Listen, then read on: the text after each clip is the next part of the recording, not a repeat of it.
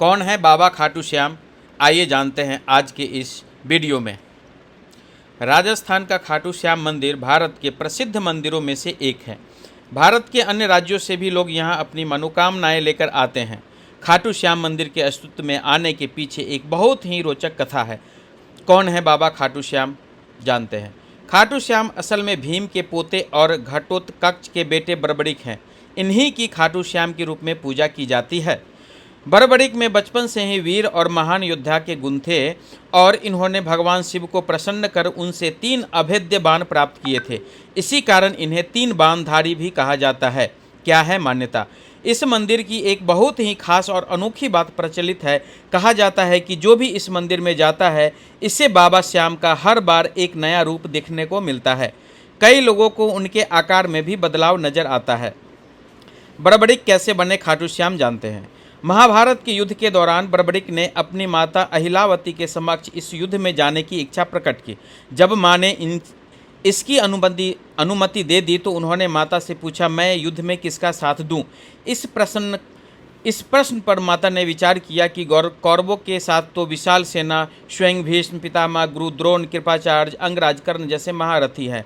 इनके सामने पांडव अवश्य ही हार जाएंगे। इसीलिए उन्होंने बरबड़िक से कहा कि जो हार रहा हो तुम उसी का सहारा बनो।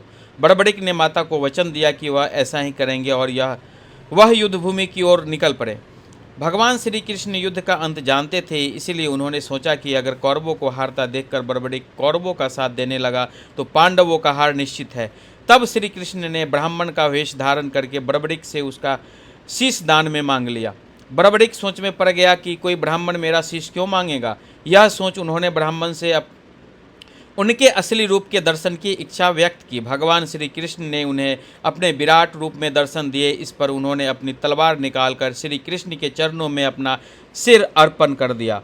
श्री कृष्ण ने तेजी से उनके शीश को अपने हाथ में उठाया एवं अमृत से सींचकर अमर कर दिया। उन्होंने श्री कृष्ण से संपूर्ण युद्ध देखने की इच्छा प्रकट की, इसलिए भगवान ने उनके शीश को युद्ध भूमि के समीप ही सबसे ऊंची पहाड़ी पर सुशोभित कर दिया, जहां से बरबड़िक पूरा युद्ध देख सकते थे।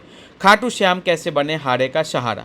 युद्ध की समाप्ति के बाद सभी पांडव विजय का श्रेय अपने ऊपर लेने लगे। आखिरकार निर्णय के लिए सभी श्री कृष्ण के पास गए तो वह बोले, मैं तो स्वयं व्यस्त था, इसलिए मैं किसी का पराक्रम नहीं देख सका।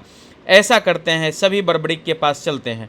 वहां पहुंचकर भगवान श्री कृष्ण ने उनसे पांडवों के पराक्रम के बारे में पूछा तो बरबड़िक के शीश ने उत्तर दिया, भगवान, युद्ध में आपका सुदर्शन चक्र नाच रहा था और जगदम्बा लहू का पान कर रही थी। मुझे तो ये लोग कहीं भी नजर नहीं आए। बरबड़िक का उत्तर सुन सभी की नज़रें नीचे झुक गई। तब श्री कृष्ण ने उनसे प्रसन्न होकर इनका नाम श्याम रख दिया। अपनी कलाएं एवं अपनी शक्तियां प्रदान करते हुए भगवान श्री कृष्ण ने कहा कि बरबड़िक, धरती पर तुमसे बड़ा दानी न तो कोई हुआ है और न ही होगा। माँ को दिए वचन के अनुसार तुम हारने वाले का सहारा बनोगे। लोग तुम्हारे दरबार में आकर जो भी मांगेंगे उन्हें मिलेगा। इस तरह से खाटू श्याम मंदिर अस्तित्व में आया।